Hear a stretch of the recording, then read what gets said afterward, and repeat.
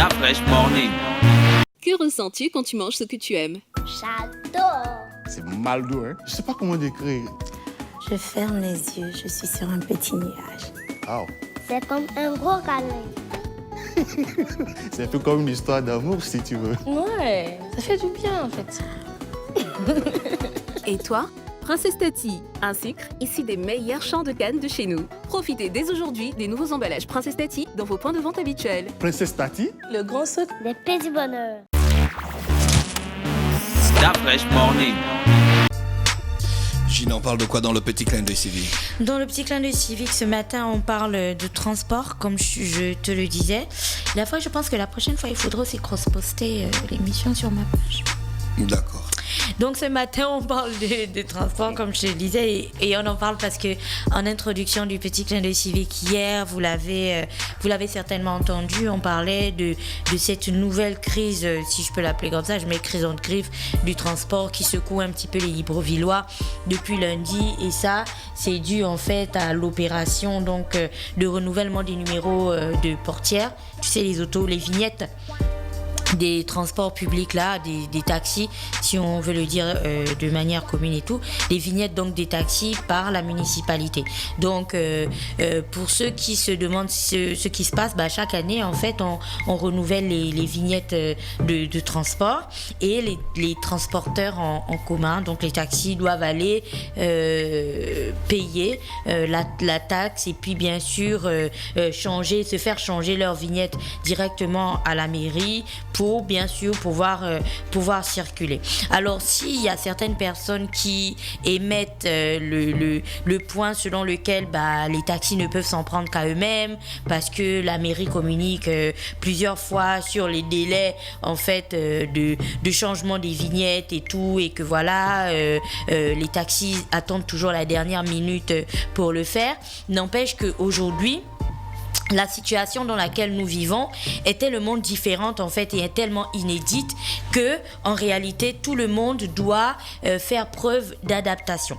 De quoi il s'agit exactement? Tu sais que depuis le mois de mars, nous vivons en plein dans la période de Covid-19.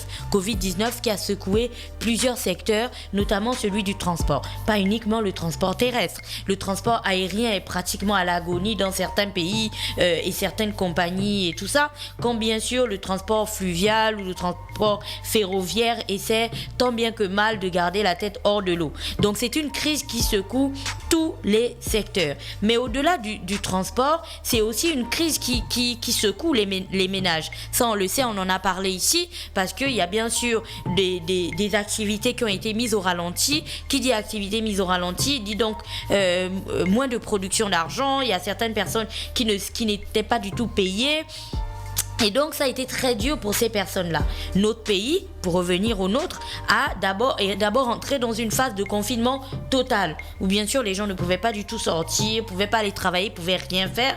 On essayait de contenir la pandémie. Et pour ceux qui se demandent si ça a eu des résultats, je vous invite à aller regarder la page Facebook du World Health Organization, donc l'OMS, mais je pense que leur page c'est WHO, World Health Organization. Je pense en début de semaine, ils ont mis une publication des statistiques sur la pandémie du Covid-19 en Afrique. Et tu vas voir que notre pays, on s'en sort pas trop mal quand des pays autour accumulent des centaines de morts et énormément de personnes contaminées et tout. Nous, ça va. Je dis ça va, pas que les personnes qui sont décédées ne sont pas, c'est pas aussi grave que ça. Mais quand je dis ça va, c'est que on a pu amoindrir en fait le choc qu'on aurait pu avoir, qu'on aurait pu se prendre de plein fouet. Et ça, c'est par la phase de confinement total qu'on a d'abord eu, et ensuite la phase de confinement partiel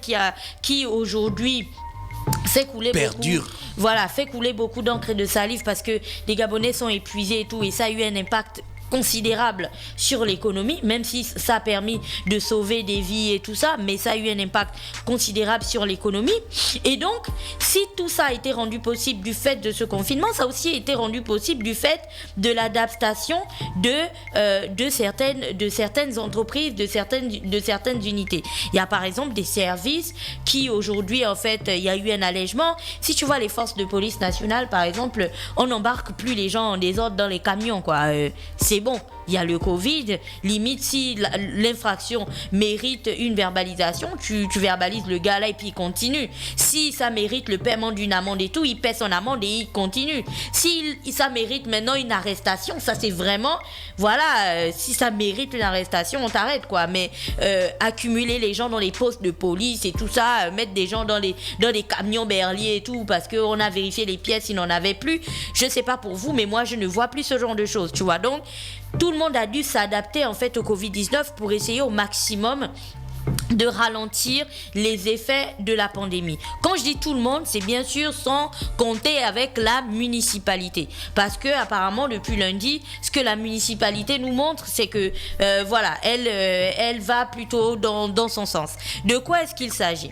Alors, cette opération de renouvellement des vignettes aurait pu, je dis bien, aurait pu, si la municipalité s'était posée et avait mis sur la table tous les paramètres liés au Covid-19 et avait anticipé sur les conséquences de son action, cette opération de renouvellement des vignettes aurait pu avoir un impact amoindri. Parce qu'on a bien vu que même le gouvernement et l'État a pris des dispositions en ce qui concerne le paiement des salaires. Tu te souviens la première fois qu'il a fallu payer les salaires et qu'on était déjà dans la période du Covid, quand il y a eu des attroupements devant les guichets et tout, qu'est-ce qui a suivi le mois prochain?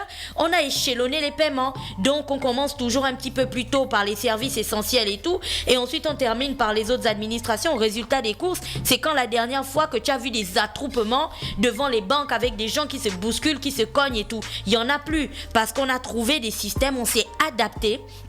Par rapport à la situation dans laquelle nous vivons, on s'est adapté. Alors, si la municipalité avait elle aussi anticipé sur ce qui devait se passer, elle aurait dû d'ailleurs le faire. On n'aurait pas assisté à ce à quoi on assiste depuis lundi. Alors, on assiste à quoi exactement? On assiste à des centaines de Gabonais qui sont attroupés dans des carrefours, sur des voies et tout ça en attente de taxi, en attente de transport pour soit joindre leur lieu de travail, soit rejoindre leur domicile en fin de journée.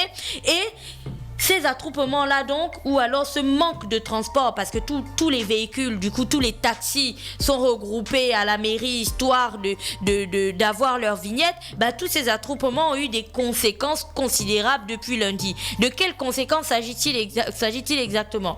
Premièrement, je parlais des attroupements, donc tous ces attroupements aux abords des voies, je ne sais pas pour vous, mais si vous les avez vus comme moi, il n'y avait pas le 1 mètre de distance, parce qu'à ce moment donné, lorsque tu veux joindre ton lieu de travail parce que ton employeur t'attend et tout ça en temps de Covid, ou bien sûr le temps de travail a été réduit et que les gens doivent arriver tôt, donner le maximum très rapidement avant de rentrer chez eux, bah tu es obligé en fait de te bagarrer pour trouver le taxi. Donc dans ces attroupements-là, on a balayé du revers de la main directement tous les efforts qui ont été faits depuis le début en ce qui concerne le respect des mesures barrières qu'on essayait d'inculquer dans la tête des gens. Deuxièmement, une fois qu'un taxi s'arrêtait seulement, mais chose vue, s'arrêtait devant ces attroupements de personnes, c'était de véritables bagarres pour prendre le taxi en question. Donc on assistait à tu sais, durant la période scolaire, quand les enfants se bagarrent pour monter dans les taxibus et tout, ça ressemblait littéralement à ça. Alors en temps de Covid, c'est vraiment des choses qu'on n'a pas envie de voir, parce que on peut bien avoir un masque, oui, mais entre les personnes qui se touchent, qui se frottent et ainsi de suite, on ne règle pas du tout la question de la sécurisation, de la sécurité des personnes ou de la prévention du Covid. On ne règle pas ça du tout. Alors on est aussi, comme je le disais, dans une période où les gens étaient déjà fragilisés par la crise, si je peux l'appeler comme ça, bon, c'est pas si je peux l'appeler, c'est la crise du Covid qui nous a plongé dans une crise économique où le pouvoir d'achat de plusieurs personnes a été littéralement impacté. Et puis là, avec cette crise crise des transports, il y a plusieurs personnes qui ont été obligées de miser. Moi, je connais quelqu'un qui a dû donner aéroport Mindoubé de hier 3000 francs. Tu te rends compte de ce que ça représente, aéroport Mindoubé 3000 pour rentrer chez elle. Quand le matin, tu dois refaire la même procédure pour rejoindre ton lieu de travail. C'est des charges supplémentaires. Ça, c'est l'impact que ça a eu sur les Gabonais. Après, il faut aussi voir l'impact que ça a eu sur les entreprises. Combien de personnes, hier je discutais avec des gens qui me disaient qu'il y a plusieurs de leurs collègues qui ne sont pas du tout venus au travail parce que collègues vivant avec des comorbidités, une fois qu'ils se sont retrouvés aux abords des voies et qu'ils ont vu la catastrophe que c'était pour emprunter un taxi, ils ont carrément appelé leur employeur pour dire qu'ils préfèrent ne pas se mettre en danger, ils préfèrent rentrer chez eux parce que on ne sait jamais, tu peux te frotter à quelqu'un qui va te contaminer au Covid, tu vis déjà avec une comorbidité et c'est comme ça que tu perds la vie en fait ou que tu te retrouves dans une situation très difficile. Donc il y a eu un taux d'absentéisme assez important dans certaines entreprises depuis lundi parce que certaines personnes n'ont pas pu joindre leur lieu de travail. Donc tu imagines l'impact sur le business pour ces employeurs-là qui avaient déjà le choc du Covid jusque-là. Et après, au-delà de ceux qui ont été impactés par l'absence de leurs collaborateurs, tu as ceux qui ont quand même eu des collaborateurs qui sont arrivés mais qui ont rejoint leur lieu de travail du style à 11h, à midi pour certains et dont l'employeur a été obligé de transformer soit les voitures de certains des collaborateurs et même sa voiture à lui en système de transport et tout pour déposer les collègues qui n'avaient pas du tout de possibilité de rentrer chez eux, quitte à le faire même au-delà des heures de couvre-feu. Donc tu vois que même la question du couvre-feu a été encore une fois de plus touchée par ces affaires de renouvellement de vignettes et tout parce qu'il y avait plusieurs personnes qui étaient encore en mouvement, même hier 20h30 il y a encore des gens qui étaient en mouvement parce qu'ils marchaient, ils essayaient de rejoindre en fait leur domicile. Donc on a parlé de l'impact sur les Gabonais qui attendaient des transports hier, on a parlé de l'impact sur les entreprises, mais il y a aussi l'impact sur les transporteurs. En fait, attendez un instant, réfléchissons. Les transporteurs sont d'abord passés par une période où on a dit vous n'avez pas du tout le droit de circuler. Ensuite, ils sont passés par une période où on a dit vous n'avez le droit de prendre qu'un nombre minimum de passagers. Ensuite, on leur a dit bon, vous pouvez encore ajouter quelques passagers, mais attention, on vous a à l'œil. Donc tout ça, ils n'arrivaient pas du tout, jusqu'à maintenant, ils n'arrivent pas du tout à joindre les deux bouts. Et d'ailleurs, toutes les communications qu'ils avaient faites jusque-là sont là pour attester que ça a été difficile pour les transporteurs. Entre le paiement du carburant, entre les distanciations et ainsi de suite, et puis la pression de la non-augmentation du prix du transport, on est bien d'accord qu'à ce moment, ils tirent un petit peu le diable par la queue. Et à ces mêmes transporteurs, on leur impose le paiement d'une vignette ou l'arrêt total de leur activité et ainsi de suite, qui fait en sorte que plusieurs d'entre eux soient immobilisés.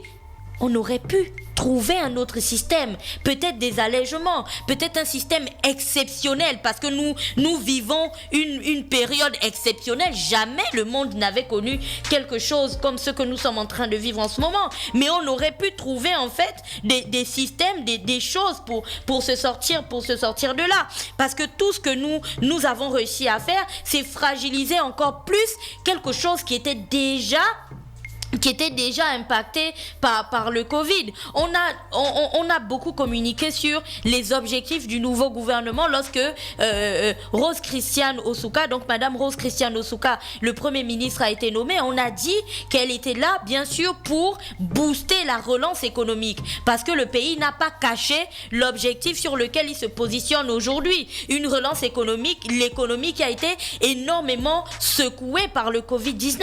Mais comment tu fais pour relancer l'économie si les petites activités telles que celle-ci, donc le transport, sont impactées par des choses qu'on aurait pu trouver, qu'on aurait pu adapter en fait à la période du Covid. Et si deuxièmement tu as toutes ces personnes-là qui n'ont pas pu vaquer tranquillement à leurs occupations depuis lundi du fait d'une crise des transports qui a été savamment en fait orchestrée, parce qu'on aurait pu se passer de ça, on aurait véritablement pu se passer de ça. Et pour ceux qui se demandent pourquoi ça fait l'objet d'une rubrique, je ne sais pas si vous regardez l'actualité, mais notre pays a franchi la barre des 8000 cas. Est-ce qu'aujourd'hui nous avons le droit, nous pouvons avoir la prétention de planter tous les efforts que l'on a fait jusque-là, avec tout l'argent que l'on a injecté dans la lutte contre le Covid pour une affaire, là, mais vraiment je vais parler comme on parle au quartier, pour une affaire de vignette. Parce que si dans les prochaines semaines, parce qu'il faut attendre le temps d'incubation, si dans les prochaines semaines, pour les nouveaux cas de contamination qu'on a pu stabiliser jusque-là, allez-y regarder les statistiques du COPIL, ils continuent encore à les publier. Si dans les prochaines semaines, on a une augmentation des nouveaux cas de contamination, on ne pourrait donc pas exclure que ces personnes-là aient été contaminées du fait des attroupements et des bagarres pour monter dans les transports et tout ça qu'on a pu voir. Moi, j'ai vu des Gabonais hier qui ont embarqué parfois 4 personnes dans leur véhicule, donc une personne devant, 3 derrière, pour essayer de les emmener, de les aider en fait. Mais ça, c'est des choses qui sont dangereuses, parce qu'on sait bien qu'on avait désormais institué que dans un véhicule donc à usage personnel, tu pouvais pas mettre ce nombre-là de personnes. Mais certains Gabonais étaient bien obligés, parce que tu ne peux pas supporter de voir des gens en fait agglutinés à la route. Certaines femmes étaient assises même sur des rambardes, des autres, parce qu'elles étaient fatiguées d'attendre. C'est que je sais pas pour vous, mais c'est les images que nous avons vues depuis lundi sont des images inacceptables en temps de Covid. Et donc en réalité, on aurait attendu que le ministre s'exprime sur cette question-là, ou que du moins le maire s'exprime, parce que depuis lundi, on n'est pas en train de dire que on ne doit pas prendre des taxes, des vignettes et tout ça sur les taximans et machin. On n'est pas en train de dire que la mairie n'a pas le droit de faire ses recettes et ce genre de choses. Non, c'est pas ce qu'on dit. On dit que la mairie aurait dû, comme plusieurs structures, plusieurs entités administratives, privées, peu importe ce que vous voulez de ce pays, la mairie aurait dû s'adapter, aurait dû trouver des moyens de rendre tout ceci plus léger en fait et moins difficile pour les Gabonais, parce que à chaque décision, il y aura des conséquences. Il faut juste choisir les conséquences qui seront les moins difficiles en fait. Et si on avait véritablement mesuré les conséquences, parce que ces opérations de renouvellement des vignettes, aussi loin qu'on s'en souvienne, ça a toujours eu le même effet. Sauf qu'avant, bien sûr, il n'y avait pas le Covid, et donc on pouvait se permettre de déambuler dans Libreville, de s'agglutiner dans les transports et ainsi de suite. Mais en temps de Covid, était-ce nécessaire? Était-ce opportun? Avons-nous employé la bonne méthode? C'est la grande question qui reste, et normalement, le ministre du Transport aurait dû s'exprimer, et le maire de Libreville aussi aurait dû s'exprimer pour nous expliquer tout ça, et surtout pour nous expliquer ce qui s'est passé. Parce que tous les Gabonais qui se sont retrouvés dans la rue lundi matin n'ont pas compris ce qui s'est passé. Ils se sont juste retrouvés là le matin, et puis tu attends 30 minutes et il n'y a aucun taxi qui passe. Mais il n'y a aucune communication. Tu n'étais même pas informé qu'il devait avoir une pénurie de taxis. Donc il faut communiquer, il faut expliquer aux gens ce qui se passe, et surtout il faut dire jusqu'à quand ça va durer pour que chacun puisse prendre ses dispositions. Voilà, c'était tout pour aujourd'hui. Merci Gina, qui revenait donc sur la question des transports ce matin dans le Da Fresh Morning pour le petit clin de Civic. Restez connectés, on se retrouve juste derrière. Da Fresh Morning.